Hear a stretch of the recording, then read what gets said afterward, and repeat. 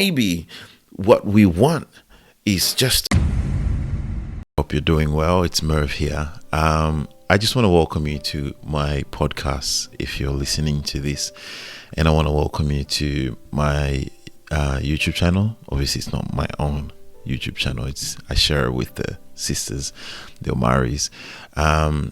Look, it's such an honor to have you here, wherever you may be listening to me from. I want to first and foremost say thank you, because to be able to do this, it's not easy, but to be able to do it with you guys, it's worth it. Today's episode, I'll be talking about peace, and I want to talk about this topic because obviously I know that a lot of people are going through a tough time where things seem to be going pear-shaped, as they say. Things that we didn't expect to happen in this decade are taking place. Things that we didn't plan for, we didn't prepare for, are actually happening right in front of us. And it's so easy to get caught up in what's happening and lose our peace.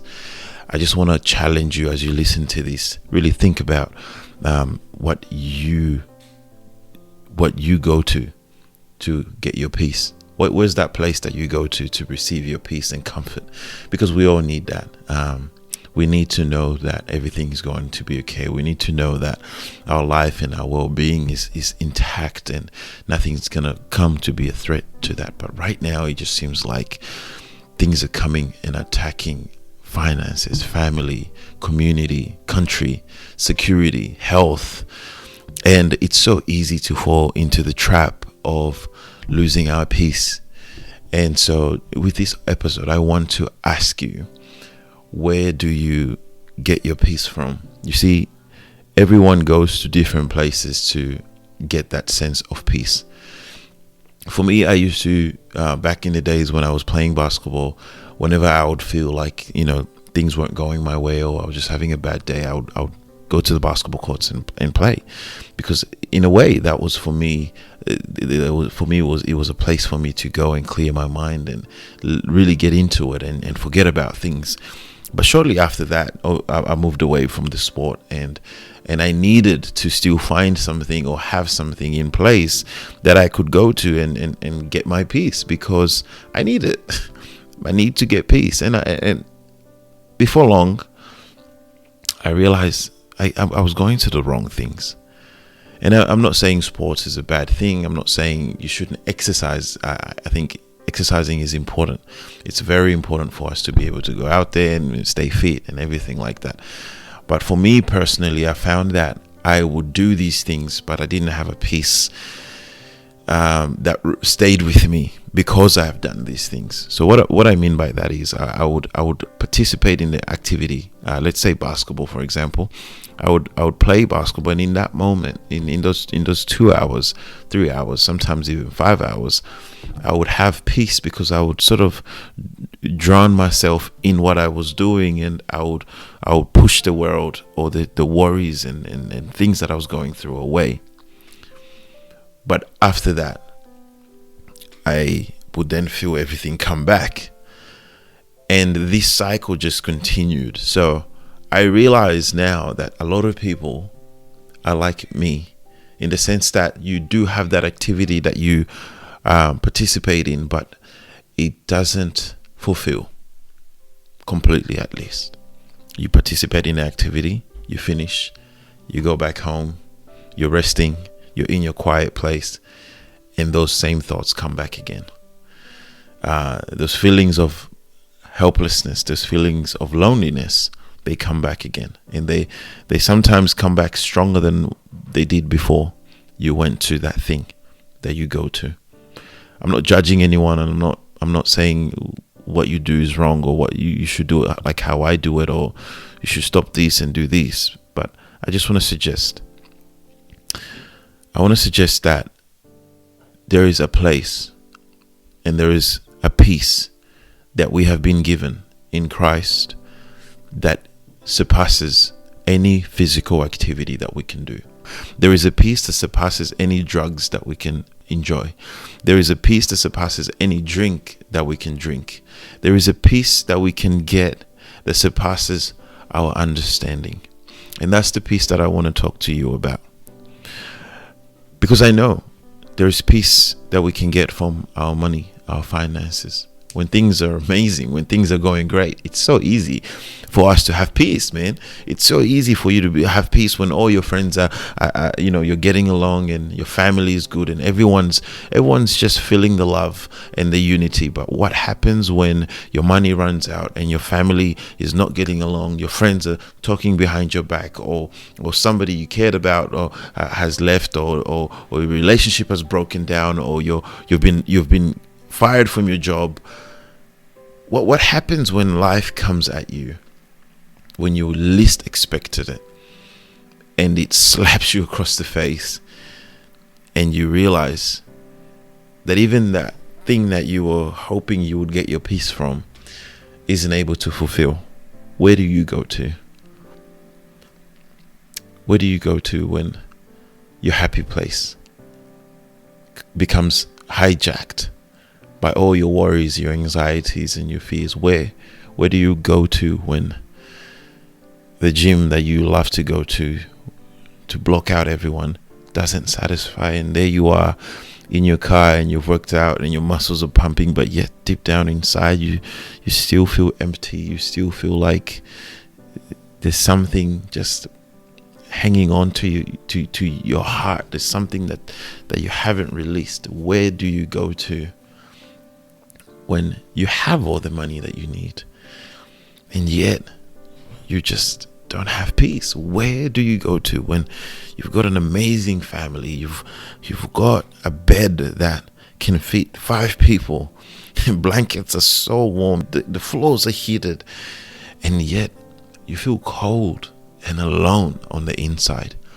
I know that during this tough time, there are young people, there's young adults who are feeling the pain. There is men who are watching me right now. You had a plan to build a house this year. You had a plan to do amazing things, and as it appears right now, we cannot do that because of what's happening around the world with the vid. But my question to you is, what are you doing now to ensure that you have that peace? Because it worries me that my brothers mainly struggle with so much depression and anxiety, and we have it so hard at work, or even in our own expectations from our families and our spouses, and we struggle to talk about these things.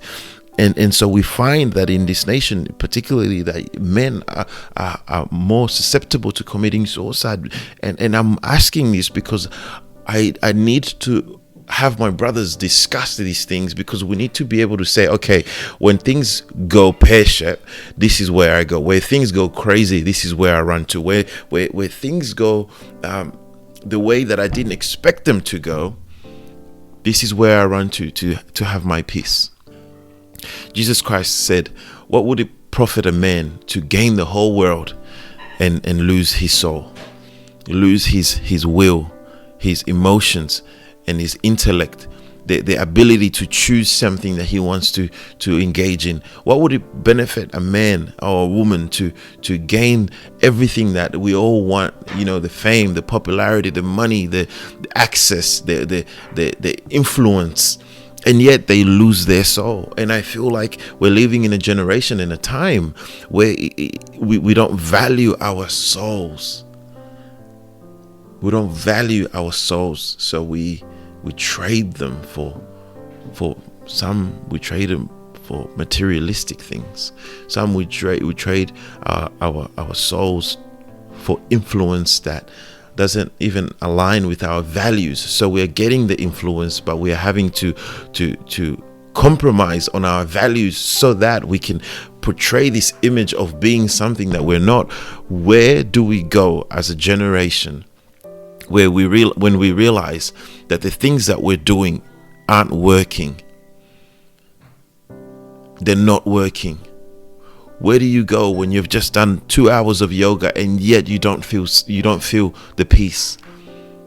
Where do you go when you've done all this psychic reading and sage and crystal balls and Or Reiki, all of those things. Where do you go when you've done all these things and yet you don't have peace? I want to challenge you that you're not really looking for the money that you think you so need. I mean, money is important. Give me some, I'll take it. I want to challenge you that you're not really seeking out for that relationship as much as you think you are. I want to challenge you that you're not probably seeking out for that car as much as you think you are. You're seeking for peace.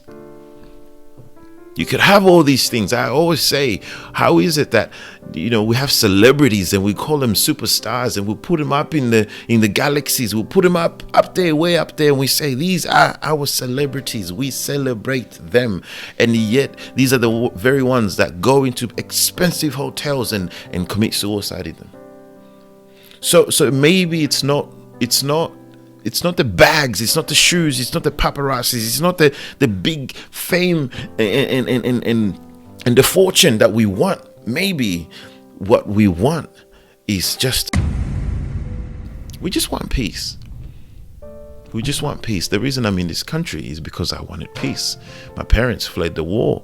The reason you're probably in this country is because you want peace. You want to live in a place where everything is sort of guaranteed to be okay. And there's nothing that's going to come and surprise you. Here we are, going through something that none of us expected. And I just want you to reflect. Where do you get your peace from? Where do you get your peace from? Where do you get your peace from? Jesus Christ said to the disciples, "My peace I give to you, not as the world gives it. I give to you." The Bible says that Jesus Christ is the Prince of Peace. Now, if he's the Prince of Peace, I always wonder, where do people go to for peace if they're not acquainted with the Prince of Peace himself? And I always wonder if the peace that they think that they have is actually a counterfeit. We live in a generation where we hate counterfeits. We can tell if your shoes are fake, bro. We can tell if they were made in Manila, if they were made in Vietnam. We can tell if your Birkin bag was made in some factory in China. We can tell because we have an eye for fake things. We know those Yeezys are fake. We know you didn't really buy them at Culture Kings. We know you didn't spend some crazy amount of money getting those shoes, because we can identify fake things, counterfeits. Maybe it's time for us to start identifying counterfeit peace. Maybe it's time for us to start really saying, I know they seem happy on their previous posts, but I know that they're probably not happy. I should probably check in on them. I know they look like they've got it all together. I know they've just finished their yoga class, so now they're going to hot bath and sauna, and they're going on a yoga retreat, and then they're going to go on this spiritual retreat and this spiritual retreat. And I'm not mocking these things. Obviously, I'm saying it in jest, but it just seems like we're searching and seeking for peace. And my thing is, when you find the original, the real thing, do you really think you will need to continue your search? Do you really think you will need to continue your search if you found the peace that you genuinely need? I'm here to suggest that the peace that you're looking for and the peace that we all need in this world will not come from legislation, will not come from the parliament, will not come from us meeting together in a park and singing Kumbayama. It will not come from us all just loving one another and just hold my hand. No, I want to suggest that the peace is going to come. Real genuine peace is going to come when we surrender. When we surrender that we cannot do it in our own strength.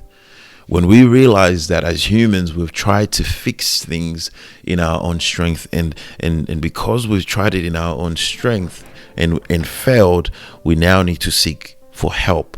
And I guarantee you, and I'm saying this emphatically, that help will not come from this plane. It will come only from God. And may I add, that help has come, and that help is Jesus Christ. The peace that you're looking for will be found in Jesus Christ. When you have the peace that comes from Jesus Christ, no one can take that away from you. People can only take away what they've given you. And so if Jesus Christ is the one that gives you the peace that comes from him, the Prince of Peace himself, no one else can take that away from you. All right, guys, so the video ends here. However, the conversation continues on Merv's podcast, which is Deeping Life with Merv. We'll have it up on the screen. Also, we'll link it in the description bar below. You can find that on podcast or Spotify. And thank you so much for tuning in today. Please don't forget to like, share, and subscribe. And we'll see you in our next video. Bye.